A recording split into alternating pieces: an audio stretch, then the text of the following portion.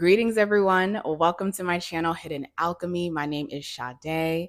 If it's your first time here, welcome. If not, welcome back. A little bit about me. I am a holistic and wellness coach focusing on spiritual, mental, physical, and just emotional well-being practices that can really inspire people to tap into their highest potential and use these techniques to really transform and alchemize their life. So if you would like to know any of the work that I do, head over to my website, Hidden Alchemy by Sade. Check out more of my videos, my courses on my website, on my YouTube channel. And don't ever feel afraid to reach out, or don't ever hesitate to reach out if you want a consultation, if you want a reading, or if you just want more information about healing. For today, we are diving into the astrology of the month of August, along with the new moon that we have happening on August 4th. Now, I will also be doing a full moon video that we have happening on the 19th, but this is just a breakdown of what's really happening for this month of August. And happy August, everyone. Happy Leo season. Happy birthday to any Leos out there. And also happy birthday to any Virgos out there. I am a Virgo myself, a September Virgo though, but we do have Virgo season starting on the 24th. So just happy birthday to the Leos, the Virgos, and the summer babies out there in the virtual world. So let's go ahead and dive into the astrology for this month. Now, I'm going to be honest with you. August is a pretty energetic, turbulent month. And I don't mean that in a good way or a bad way. I just mean that in a way to take caution and to really, I would say the word that I would use to describe the month is be mutable. Be very mutable. Give yourself time to let things marinate and don't feel forced to have to make major decisions for this month. And the reason being is we have a lot of changes happening this month. We have Mercury going into retrograde in the sign of Virgo, starting in the sign of Virgo, but it's going to retrograde back into the sign of Leo.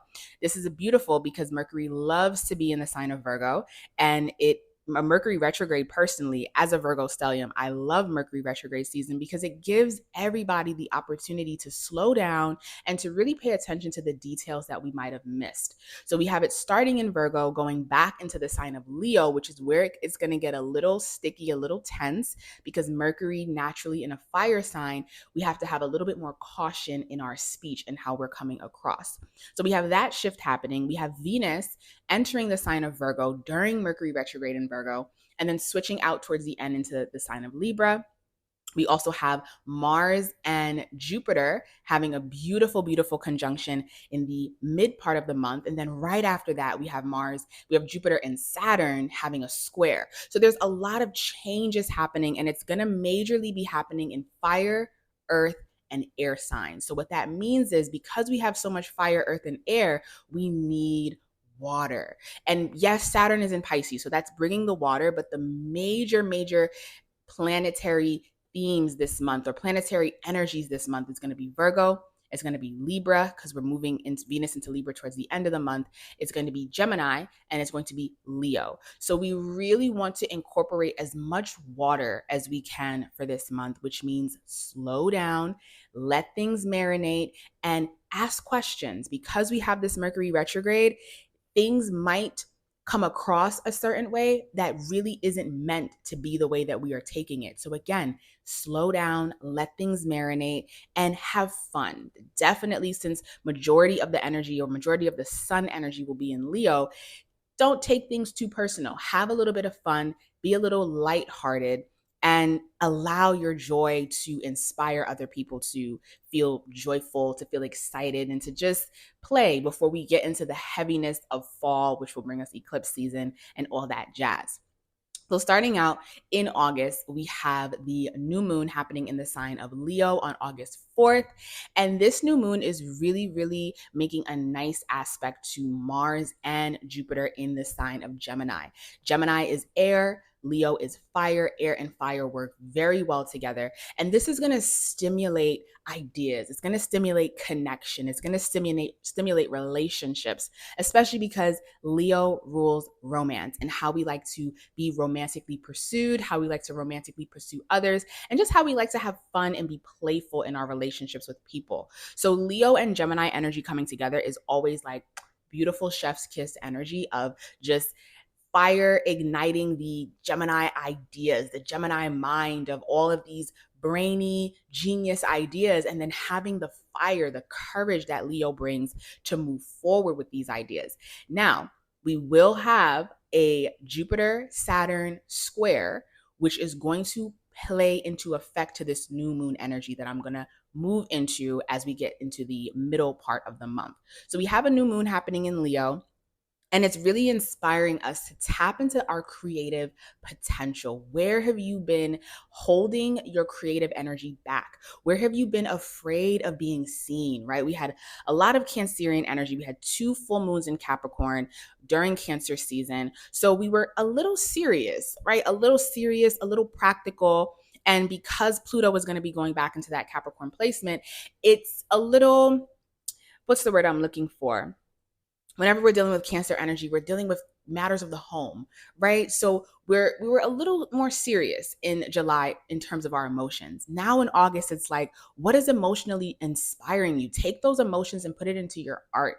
What hobbies, which is very Gemini, what hobbies have you forgotten about that you want to get back into? Get back into it. And how are you building community and connecting with people? Sometimes Leo can get in their head so much or be very hard on themselves about where they're falling short, where they're not leading up to their own expectations. You know, Leo is ruled by the sun. So sometimes their expectations can be very, very high. But Gemini is coming in to just say, okay, just have a little bit of fun, connect with other people, connect in community, because things are not as bad as you think. You're not doing as bad as you think. And also when you have community, it makes the pressure feel a lot lighter. So this new moon, I really see it being a chatty catty new moon, but I will say, because it's Leo, try to give other people the spotlight as well.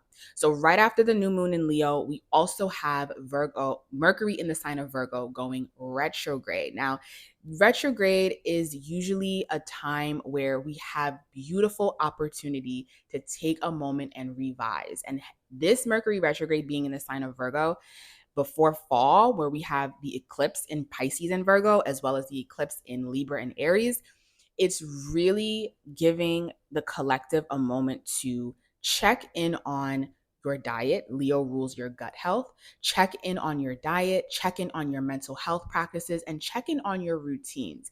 Have you been a little sloppy in certain areas of your life where you need to be a little bit more routine and tighten up a little bit? The reason why I also say diet is because Venus, right after Mercury goes into retrograde, Venus is moving right into the sign of Virgo, and Venus will be in the sign of Virgo for all of Mercury retrograde. This Venus in Virgo can sometimes be a little overly critical in matters pertaining to the heart, overly critical in matters pertaining to self-worth and self-love. But when you meet Venus and Virgo with the right boundaries and the right balance, because that is Venus. Venus is all about balance. It's all about harmony. When Virgo and Venus energy come together, it's really asking you to say, okay, where are we not balanced and what is no longer needed? Because Virgo is very big on eliminating, that's why it rules your gut, eliminating aspects of ourself that is not helping us and that we don't need. Now, Venus energy can rule gluttony in a sense, or pleasures. The reason why I say diet is because we do have the South Node moving into Virgo next year, which we will get a taste of this year. Venus South Node energy is going to be critical in terms of our habits and our diet and our mental health practices that have not been serving us, especially because it's South Node, or that have been serving us. So with this retrograde, really take a moment to think about what routines have I picked up over these past months that I enjoy, but might not be helping me reach my highest potential. And also, where have I been neglecting certain habits that will help me reach my highest potential? That's how you can really use this Venus and Virgo energy, but really balance it out with the Leo energy of be a little bit playful. Yes, you can be critical. Yes, some paperwork needs to get done, but have fun, be playful, and most importantly, because we have Mercury retrograde this month, do not feel pressured to make major decisions. Virgo is big on discernment. So allow the information to really come to the surface this month and give yourself until the end of the month, beginning of September, when we're fully in Virgo season, when the sun comes into Virgo and sheds light on all those things that you changed. It'll help you realize why you needed to change them as we start to move deeper into Virgo season. The following week, we are going to have a beautiful Mars and Jupiter conjunction. And the reason why this is beautiful is because it's still in that new moon energy. So the ideas that we had during the Leo new moon, the surge of energy that we had to put ourselves out there to be seen, to be creative, is really going to be positively impacted by this Mars Jupiter conjunction in the sign of Gemini. And because Gemini is an air sign, it might not feel, Mars is the planet that rules action, it rules movement. But because Gemini is an air sign, there might be more movement and action on a mental level. So there might be a spurt of idea, a genius idea where you're like, oh, I've been trying to figure out how to do this project. And now I have the bright idea of how I can get it done. And we're going to have this energy for about 2-3 days around the 14th. So just check in with yourself. What ideas have you been coming up with? What ideas did you come up with around the new moon? And you might be able to see an opportunity for your idea to work, for it to move forward as we move towards the middle of the month. Now, not right after, but a few days after we have the Mars and Jupiter conjunction, we do have the Jupiter Saturn square. And I want to spend some time talking about this Jupiter Saturn square because I am a person that enjoys the square energy, because squares are an opportunity to turn something that is challenging into a sextile or a trine. It's just about figuring out, how can I turn this into something that can benefit me? And this square is going to be between the signs of Gemini and Pisces. Jupiter being in Gemini, about our ideals, about our life philosophy, about the end goal of what we really want our mission, our goal to mean on a deeper level. And then Saturn in the sign of Pisces, Saturn is about the work that we actually need to do to materialize these dreams and these ideas. Now, the beautiful thing about this square is it's in mutable signs, which is easier than it being in a fixed sign per se.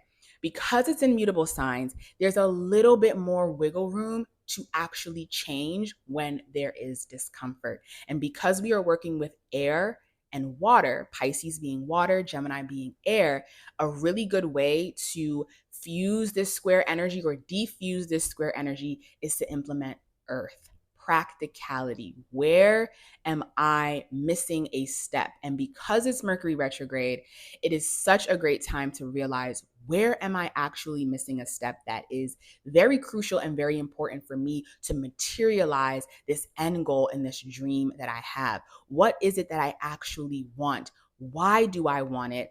And how can I take the practical steps to get there? So really use this energy to feel what's coming to the surface, not feel pressured to make any major decisions, and then start thinking about the practical steps, because Gemini again is air. Think about it. Pisces is water. Feel it out. And then take your time, and then you can take the steps when it feels right. But don't avoid.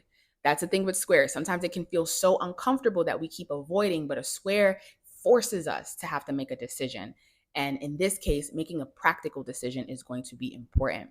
Now, the same day that we have this square, we also have the full moon happening. So we have a full moon in the sign of Aquarius, which means that the sun and the moon are going to be in opposing signs. And this full moon is going to have an aspect to Uranus. Now, this is the area where we have all fixed energy. We have Uranus in the sign of Taurus, fixed. Moon in the sign of Aquarius, fixed. Sun in the sign of Leo, fixed. So really expect with optimism the energy of the 15th through the 22nd of August to feel a little uncomfortable, but use that discomfort to inspire you because it is still Leo season. So you want some inspiration, and to also trust that if you just soften and allow yourself to feel, ease yourself into the discomfort, that the right choices and the answers are going to come to you. Now, with this full moon that we have happening and the square that we have happening to Uranus between Leo and Aquarius, squaring, the energy of Taurus, this is an opportunity to realize, especially when we're dealing with Leo, that yes, it's important to be an individual. Yes, it's important to be creative. Yes, it's important to shine.